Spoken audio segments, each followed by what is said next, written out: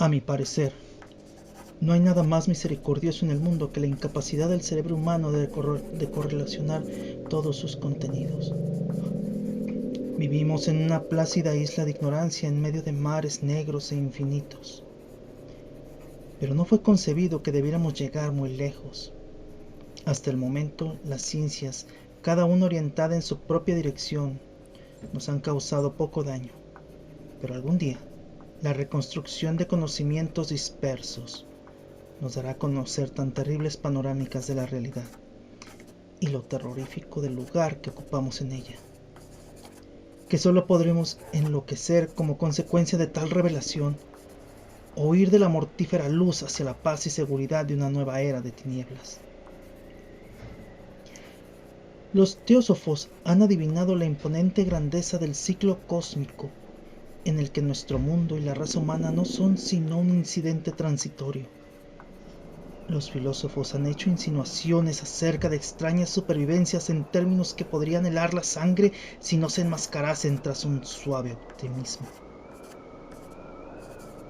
Pero no procede de ellos la visión de épocas prohibidas que me hace sentir escalofríos cada vez que pienso en ella y me vuelve loco en mis sueños.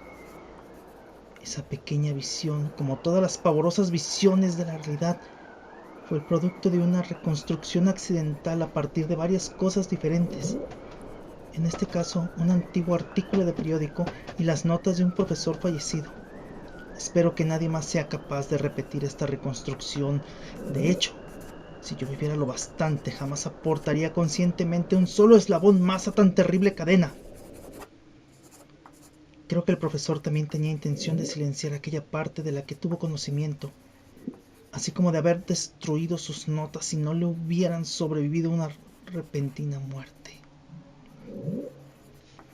Mi conocimiento del asunto se remonta al invierno de 1926-27, momento en que tuvo lugar la muerte de mi tío abuelo George Gamel Angel, profesor emérito de filología semítica en la Universidad de Brown en Providence, Rhode Island. El profesor Angel era una autoridad reconocida en inscripciones de la antigüedad, y con frecuencia había recurrido a él los directores de museos importantes.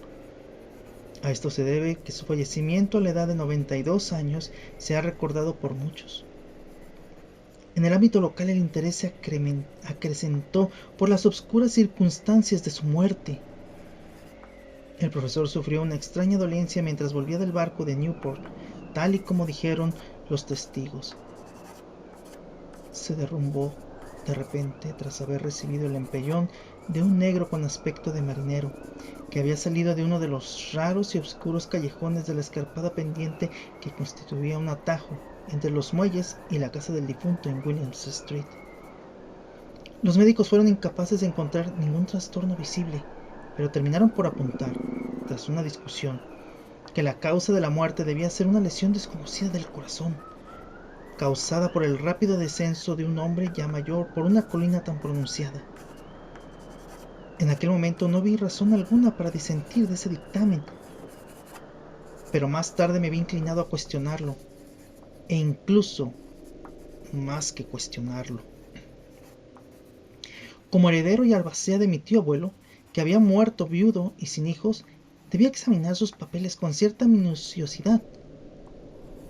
A tal fin llevé todos sus archivos y cajas a mi alojamiento en Boston. La mayoría del material que correlacioné será publicado más adelante por la Sociedad Americana de Arqueología, pero había una caja que me resultó sumamente misteriosa y que me sentí reacio a enseñar a otros ojos que los míos. Estaba cerrada y no encontré la llave hasta que se me ocurrió buscar en el llavero que el profesor llevaba siempre en su bolsillo. Entonces pude abrirla, pero parece que fuera solamente para toparme con una barrera más fuerte e infranqueable. ¿Cuál podría ser el significado de aquel extraño bajo relieve de arcilla y de los inconexos apuntes, notas y recortes que encontré? Había comenzado mi tío a creer semejantes supercherías en sus últimos años. Decidí emprender la búsqueda del excéntrico escultor responsable de aquel claro trastorno de la paz mental de un anciano.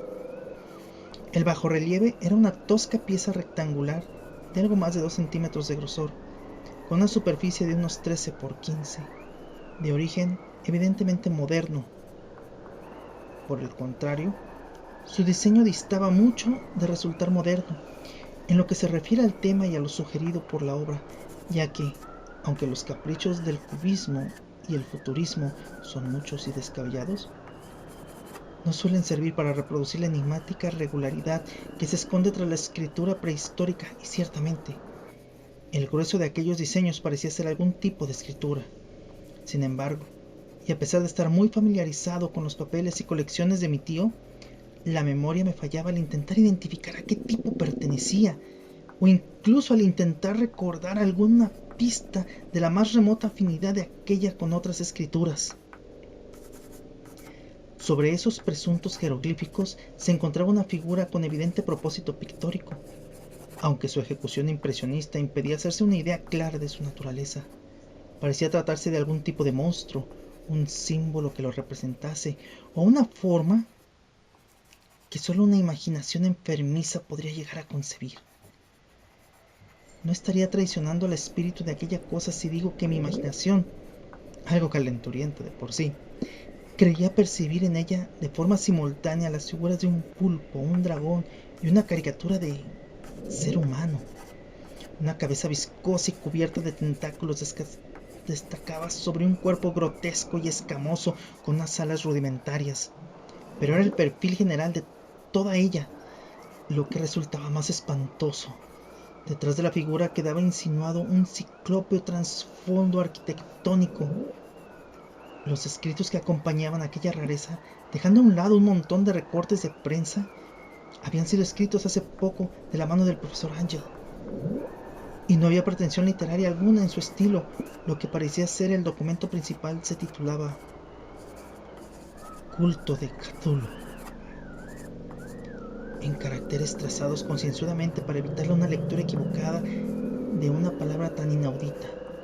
El manuscrito estaba dividido en 2 secciones, estando titulado la primera 1925, Sueños y trabajos sobre los sueños de H. G. Wilcox, 7 Thomas, St. Providence, 7 Thomas Street, Providence, Rhode Island.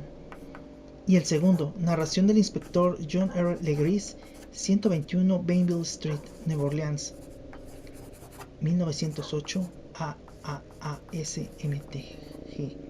Notas sobre los mismos y sobre el relato del profesor Webb. El resto de los papeles manuscritos eran notas breves, algunas de ellas acerca de extraños sueños de personas diversas y otras menciones de libros y revistas teosóficos, particularmente el Atlantis y el continente perdido de Lemuria de W. Scott Elliot. El resto eran comentarios acerca de longevas sociedades secretas y cultos secretos, con referencias a varios pasajes de fuentes mitológicas y antropológicas, como pueden ser la rama de oro de Fraser y la brujería en la Europa occidental de la señorita Murray. Los recortes aludían a extrañas enfermedades mentales y a una ola de locura o demencia colectiva que tuvo lugar en la primavera de 1925.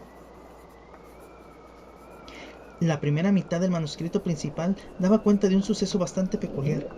Parece ser que el 1 de marzo de 1925, un hombre moreno y delgado, de aspecto neurótico y excitado, se presentó en la casa del profesor Angel, llevando el singular bajorrelieve todavía húmedo y fresco. En su tarjeta de visita aparecía el nombre Henry Anthony Wilcox, y mi tío lo reconoció como el Benjamín de una excelente familia que le resultaba conocida. En los últimos tiempos, el joven Wilcox había estado estudiando escultura en la escuela de diseño de Rhode Island y viviendo solo en el edificio de Fleur de Lis, cercano a dicha institución. Wilcox era un joven precoz, de genio reconocido, pero de una gran excentricidad, y ya desde la niñez había entusiasmado a gente con las extrañas historias y sueños que tenía por costumbre relatar. Decía de sí mismo que era psíquicamente hipersensible, pero la gente formal de aquella antigua ciudad comercial le tomaba simplemente por un tipo rarito.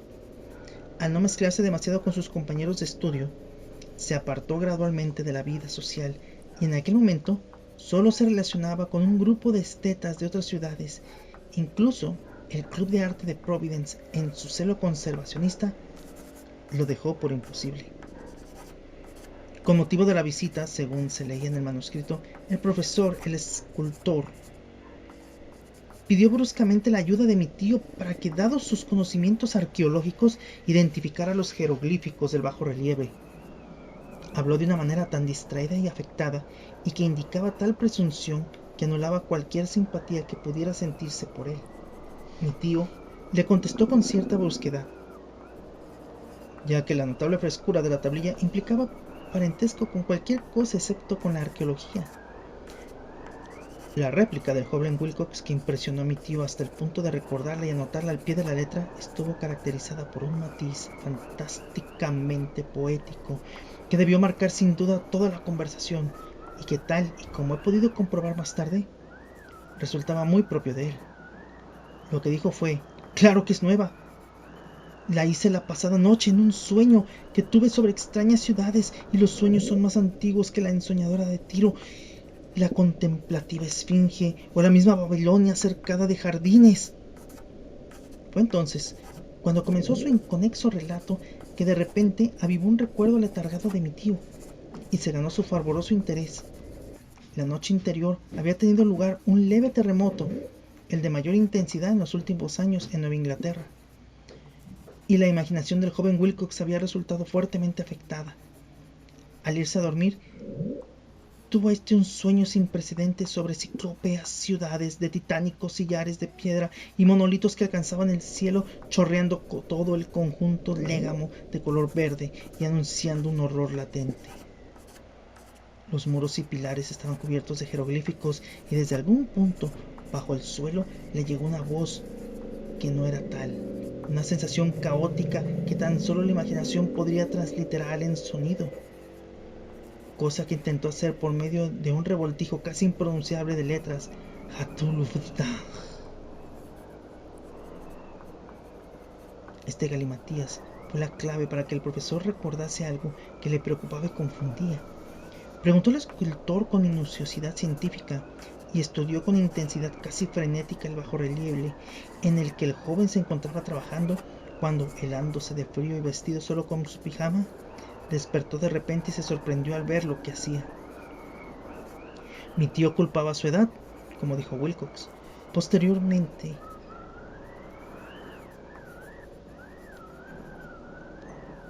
de su lentitud en reconocer los jeroglíficos y el diseño pictórico, muchas de sus preguntas le parecieron fuera de lugar al visitante, especialmente cuando el profesor intentó encontrar conexiones entre Wilcox y extrañas sectas y sociedades. Wilcox no pudo entender las repetidas promesas de silencio que le fueron ofrecidas a cambio de admitir su pertenencia a una extendida organización religiosa de carácter pagano o místico. Cuando el profesor se convenció de que Wilcox ignoraba la existencia de cualquier tipo de culto o de saber arcano, no dudó en asediar a su visitante solicitándole futuros informes acerca de sus sueños. Esto dio fruto de una forma continuada, ya que las primeras entrevistas del manuscrito hace constar las visitas diarias del joven, en la que relataba sorprendentes fragmentos de imágenes oníricas, cuyo principal objetivo era siempre alguna terrible panorámica de carácter ciclópeo y de piedra oscura y chorreante, a la que acompañaba una voz o inteligencia subterránea que de forma monótona profería enigmáticos impactos sensoriales, imposibles de transliterar salvo en un galimatías. Los dos sonidos repetidos con más frecuencia mencionados en las cartas eran Cthulhu y Raleigh. El 23 de marzo, según apuntaba el manuscrito, Wilcox no apareció. Las pesquisas en su alojamiento revelaron que había sido asaltado por una especie inusual de fiebre y que había sido llevado a la casa de su familia en Waterspan Street. Wilcox había estado gritando durante la noche, despertando a varios de los otros artistas que vivían en la residencia, y desde entonces solo había manifestado estados alternativos de inconsciencia y delirio. Mi tío se apresuró a telefonar a la familia, y desde ese momento en adelante prestó una gran atención al caso, llamando a menudo a la consulta del Dr. Toby en Triangle Street, al enterarse de que era el médico de Wilcox. Al parecer, la febril mente del joven se explayaba sobre cosas extrañas, y a ratos el doctor se estremecía al oír hablar de ellas. Tales visiones no se limitaban a la repetición constante de cosas soñadas con anterioridad, sino que alucinaban locamente a una gigantesca cosa de kilómetros de altura que caminaba o se movía pesadamente. En ningún momento llegó a describir por completo a aquel ser, pero algunas palabras frenéticas y ocasionales repetidas por el doctor Tobey convencieron al profesor de que debía ser idéntico a la monstruosidad sin nombre que había tratado de representar en aquella figura esculpida en sueños. El doctor añadió que cualquier referencia a este objeto suponía, sin excepción, el preludio del hundimiento del joven en un estado letárgico. Extrañamente, su temperatura no estaba muy por encima de lo normal, pero su condición por lo demás indicaba la presencia de una auténtica fiebre y no de un trastorno mental.